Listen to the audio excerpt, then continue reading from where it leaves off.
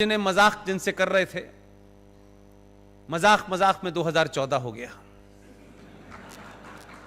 तुमने गालियां दी इस देश की उस मेजॉरिटी को जिन्होंने सरकार को बनाया। कई एडिटर देश छोड़ के जाना चाहते थे,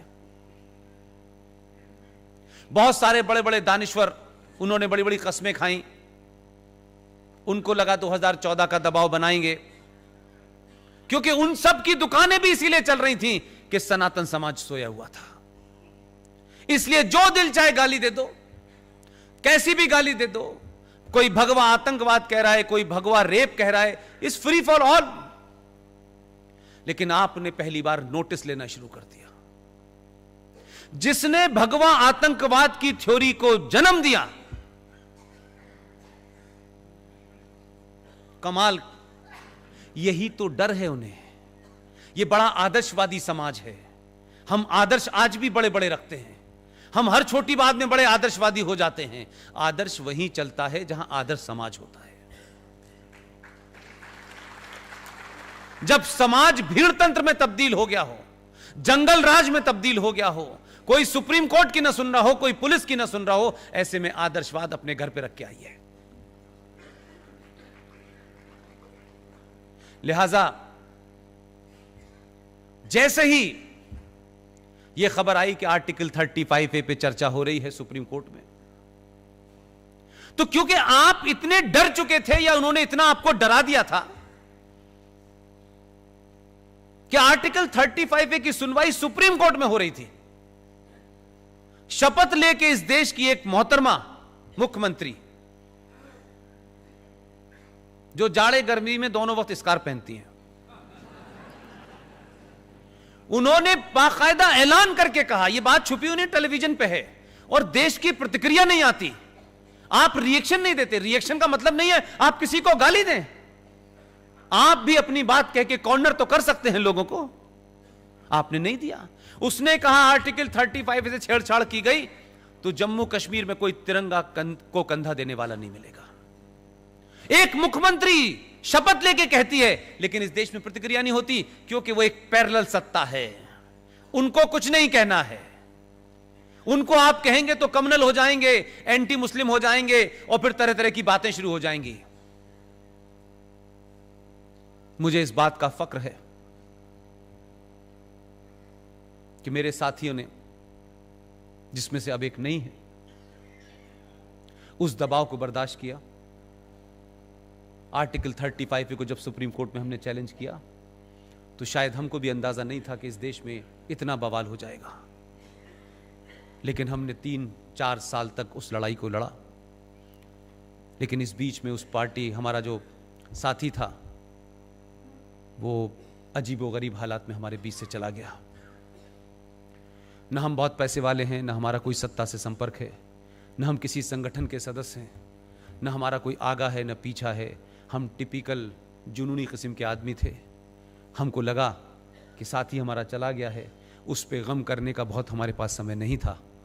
फिर हमने ये तय किया कि क्या इस देश के लोग, अगर उनको ये 35A की सच्चाई बताई जाए, गली गली मोहल्ले मोहल्ले बताई जाए, तो क्या ये उठ के खड़ा होगा। कई सारे सवाल थे, नौकरी को छोड़ना पड़ा और फिर गली गली हम घूमे। लेकिन आज मैं आपके बीच में हूं, पूरी ताकत से जितने भी दबाव थे, उन दबाव में कभी विचलित नहीं हुए हम, और सबको बताया पूरी दुनिया को कि यह आर्टिकल 35A क्या है, कैसे आया, क्या इसके प्रोविजन हैं।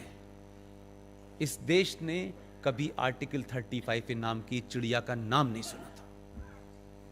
जब बताना किया तो लोग हमसे पूछते थे ऐसा है क्या। हमने कहा ये संविधान पढ़ लो यार, ये कोई ऐसी बात नहीं है जो हमें ही पता है और आपको नहीं पता है। आपने कोशिश नहीं की, हमको चढ़ गया इसलिए हम कर रहे हैं। पूरे देश में एक ऐसा जनजागरण हुआ, हर उस आदमी में जिसमें हजारों लोग यहां बैठे होंगे, उन्होंने उन्हीं स्पीचेस को मेरी को दुनिया भर में फैलाया और दबाव बना। और जब समाज दबाव बनाता है तो जो पार्टी 370 पिछले 70 सालों से अपने मैनिफेस्टो में लिख रही थी, उसने 2019 के चुनाव के बीच में जब मैनिफेस्टो जारी किया तो कहा कि हम 370 भी हटाएंगे और 35 भी हटाएंगे। इसलिए मुझे यकीन है, इसलिए मैं आपके पास आया हूं कि मेरी जो बातें हैं अगर आपको तथ्यात्मक लगती हैं, क्रॉस चेक करने के बाद ठीक लगती हैं, तो सच बोलिए। अगर आप आज भी सच नहीं बोले तो फिर यह मौका नहीं आएगा। पूरी ताकत से बोलिए। अपने हित, मेरा तेरा, छोटा बड़ा, ब्राह्मण ठाकुर, इसमें मत पड़िए। आपकी क्या कास्ट है? आप बहुत महान कास्ट में हैं, आप बहुत पुरुषार्थ वाली कास्ट में हैं। आपकी कास्ट आपके घर के अंदर सीमित रहनी चाहिए। घर से बाहर निकलने के बाद सिर्फ आप सनातन हैं और कुछ नहीं है। जो कमी, जो गलतियां हमने की हैं, जिन गलतियों के कारण बौनों के भी बौनों ने हमारे ऊपर राज कर दिया, हमको छिन्न भिन्न कर दिया गया है। हम आज निहायती छोटी छोटी चीजों में फंस के रह गए। इसलिए बड़ी तस्वीर को कभी देख ही नहीं पाते और बड़ी चीज से लड़ने की हिम्मत नहीं कर पाते।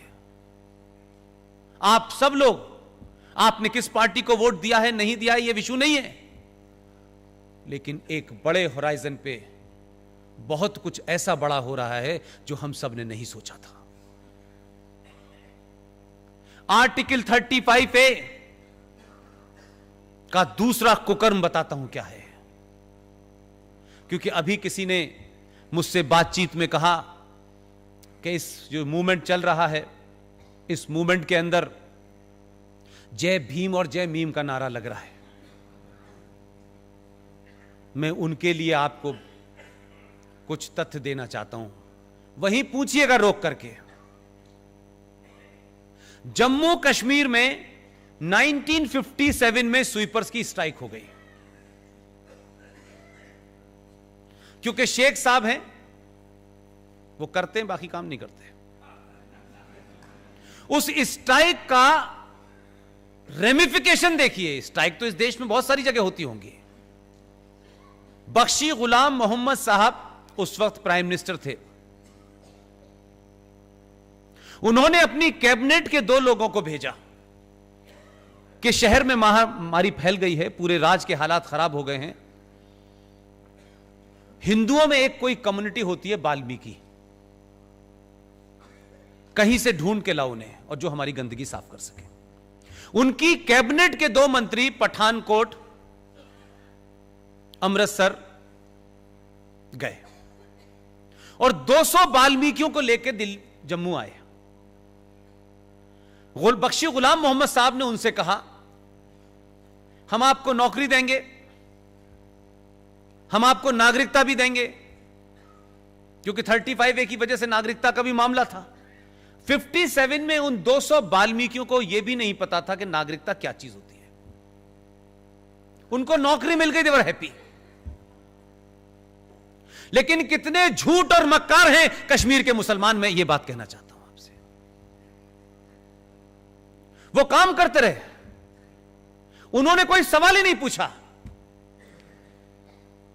एक दिन पता चलता है, हम जैसे पागल जब ये 35A की लड़ाई लड़ रहे थे, तो कुछ दलितों के पास गए। वो भी कहने लगे कि हम कुछ बताना चाहते हैं आपको। हम चले गए उनके पास। किरण जी चली गई, मेरे ख्याल उठ के आ रही हैं। आप सोचिए कि वो 200 वाल्मीकि, उनकी गिनती आज 2.5 लाख है। उनको नागरिकता नहीं दी क्योंकि 7.5 लाख हिंदुओं को भी नहीं दी, इनको भी नहीं दी, समझ में आता है। लेकिन नफरत का आलम देखिए कि शेख साहब को अपनी गंदगी भी साफ करानी है, बुला के भी लाए, वो काम भी कर रहे थे। लेकिन आपने जम्मू कश्मीर के संविधान में एक एग्जीक्यूटिव ऑर्डर पास किया जो देश को नहीं बताया। कश्मीर में किसी तरीके से इसका प्रचार ना हो जाए उसको नहीं बताया। मेरा गुस्सा उन लोगों से है जो कश्मीर की विधानसभा में उन मुसलमानों के अलावा जो कुछ हिंदू थे, उन्होंने क्यों नहीं बताया। कौन सी सत्ता की लालच थी कि आपने इतना बड़ा जघन्य अपराध होने दिया। जम्मू कश्मीर के संविधान में एक एग्जीक्यूटिव ऑर्डर पास हुआ और उस एग्जीक्यूटिव ऑर्डर में क्या कहा गया और उसे पास करके रख दिया गया। वो एग्जीक्यूटिव ऑर्डर यह था कि ये 200 जो वाल्मीकि आए हैं, ये जम्मू कश्मीर में रह सकते हैं, ये जम्मू कश्मीर में नौकरी कर सकते हैं,